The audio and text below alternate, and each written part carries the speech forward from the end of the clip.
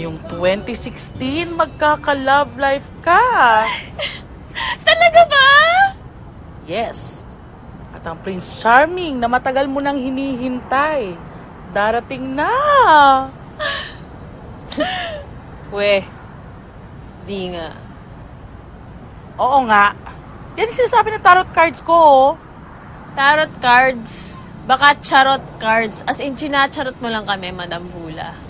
Ate Ella, bagong taon na, bawal ang nega. Ang ganda-ganda kaya ng hula sa atin ni Madam Hula. Magkaka-love life na daw tayo. So, naniniwala ka na may in love ka sa kauna-una ang pagkakataon ngayong bagong taon dahil sinabi nito na Madam Hula. O sige nga, ano yung itsura ng love life na yan? Isang lalaki. Siyempre! Katamtaman ng tangkad at katawan. At gwapo! Wala na bang mas lalabo pa sa description na yan? Ella, hula nga eh. Hindi naman to Tinder, haler!